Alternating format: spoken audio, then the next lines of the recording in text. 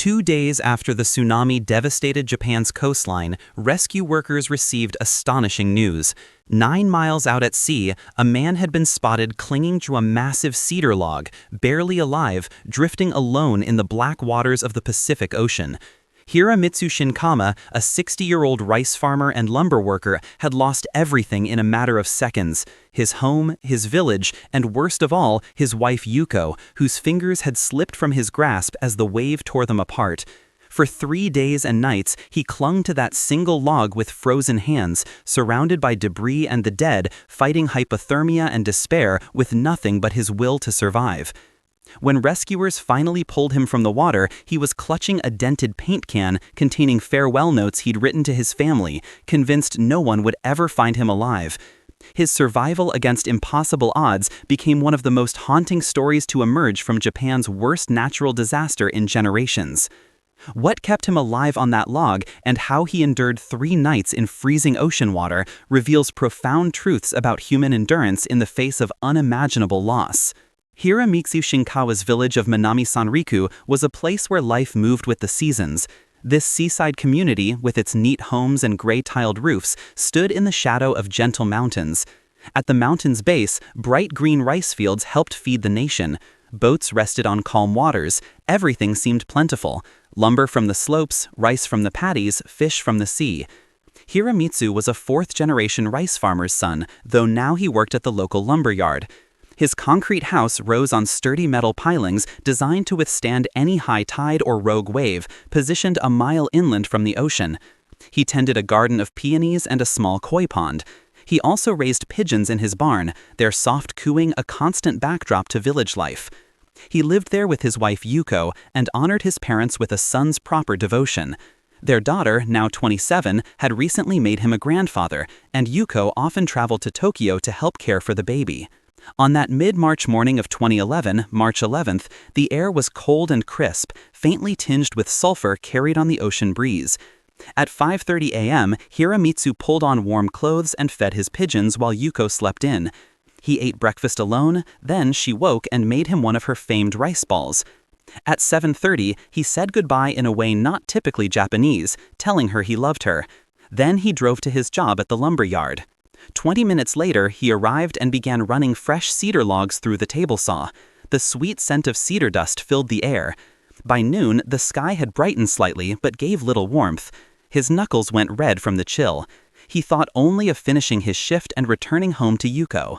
At 2:46 p.m., the ground shook with a force he had never felt. The earth rumbled, then lurched in a sickening motion. Stacks of lumber toppled in the sheds.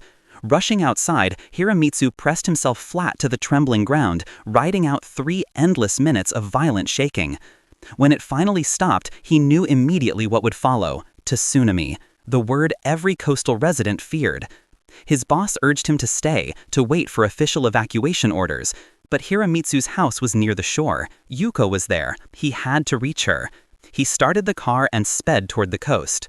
At first, he saw only minor damage: road cracks, fallen trees, missing patches of pavement. But as he neared his home, the destruction worsened. Some houses lay in heaps, others had lost roofs or windows. In his own driveway, roof tiles were scattered across the ground. Beams were cracked. Inside, drawers had spilled their contents. Shelves had collapsed. An old wedding photograph lay shattered on the floor. The family's Buddhist altar had fallen. He wondered where Yuko was. Soon his parents arrived, urging him to flee to his uncle's house farther inland. Before long, Yuko pulled into the driveway. She had been at the gym during the quake and still had no idea how severe things were. Together, they quickly moved rice seedlings out of the house, precious plants that represented next season's crop. His parents left for higher ground, saying they would wait there. Hiramitsu and Yuko promised to join them soon. While he gathered energy drinks and caramels from the fridge, Yuko checked the rest of the house. Stepping onto the second-floor terrace, Hiramitsu carefully avoided looking toward the sea. Tsunami Mountain rose calmly to the west, offering the illusion of safety. Then, from the corner of his eye, he saw something impossible: an entire neighbor's house sliding by on a surge of black water. Yuko gasped, clutching his arm, her eyes wide. "We have to go," she urged, tugging his sleeve. But Hiramitsu knew it was already too late. A rising roar signaled the monstrous wave closing in. Yuko wrapped her arms around his waist. "We'll be fine," he whispered, even as raw dread gripped him. A single violent rush engulfed everything. Walls, roofs, entire buildings, and people vanished into a dark, swirling current dense with broken glass and shattered wood. Hiramitsu flailed as the current tore Yuko's arms from around him. Disoriented in the churning water, desperate, he twisted to find her. He caught a glimpse of her terrified face as she was pulled away. He reached out, fingertips brushing hers. Then she vanished into the swirl. "Yuko," he screamed, but the roaring water stole his voice. Fighting for air, lungs burning, he finally surfaced. He saw only debris floating aimlessly where the village had once stood. Cars, telephone poles, fragments of homes, all swirling in the black water. Then he spotted it, a massive cedar log, at least 15 feet long and 2 feet in diameter. One of the logs from his own lumber yard, carried by the wave from miles away. He grabbed it with both hands, pulling himself onto it, wrapping his arms and legs around the rough bark. The log rolled slightly under his weight, but held steady, its buoyancy keeping him above the deadly current. Another surge swept him inland through ruined streets and fractured homes. At one point, he thought of trying to reach a crane rising from the wreckage, but the tide reversed, dragging him and his wooden lifeline swiftly back out to sea.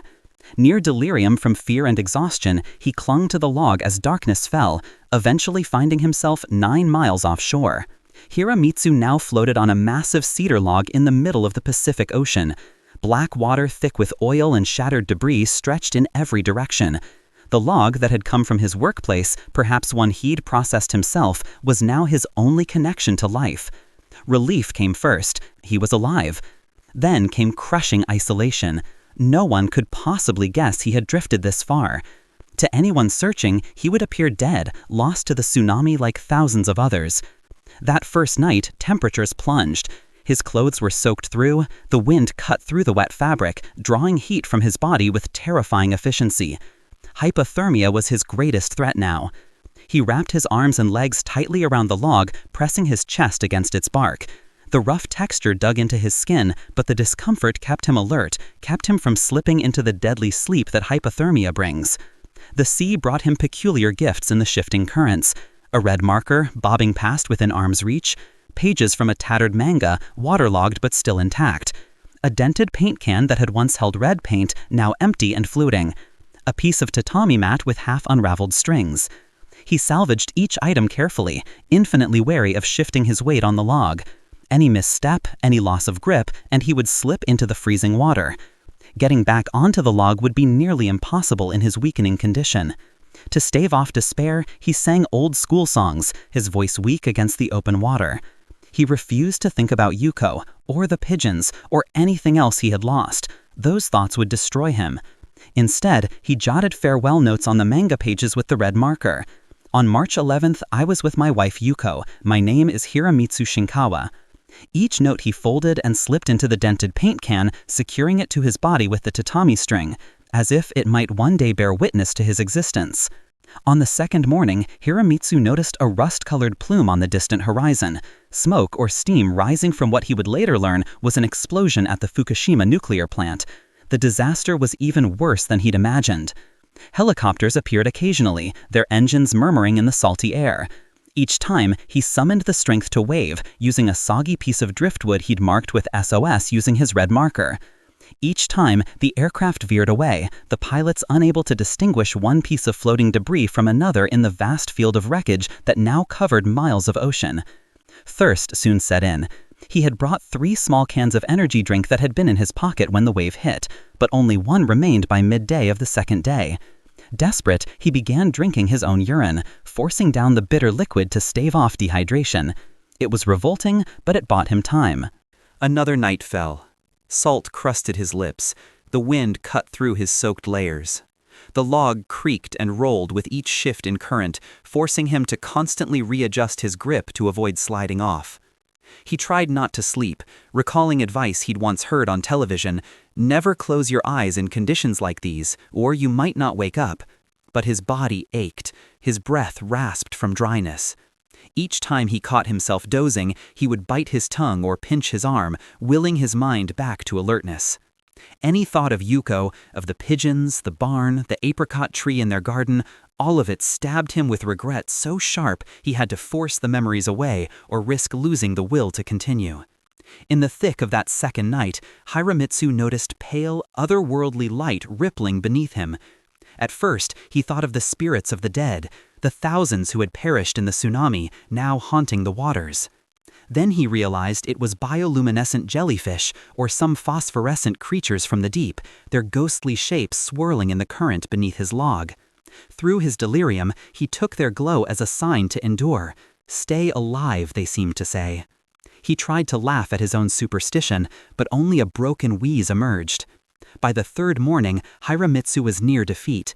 Each aftershock, and there had been dozens, rattled him psychologically. Even a small wave threatened to roll the log and throw him into the water. His eyes were raw with salt. He had drained his last energy drink at dawn. His hands were so cold he could barely feel them anymore. Frostbite was setting in on his fingers. Twice he thought he saw a boat. Twice he doubted his vision, convinced his mind was creating hope where none existed. Then, finally, he heard a real engine. Gathering his last scraps of strength, he pulled himself higher onto the log and waved his SOS sign, screaming until his voice gave out. The boat seemed to turn away at first, just another piece of debris to avoid. Then, it circled back. Bundled in green rescue suits, the workers steadied their craft against the rolling waves. "We're here," they called. "Hold on." They eased closer to the floating log. Hiramitsu nearly collapsed into their arms, still clutching the dented paint can and the notes that bore his name. They wrapped him in thermal blankets and handed him a nourishing drink, asking who he was. He could only sob. But in that moment, he was safe, he was alive, and that was enough.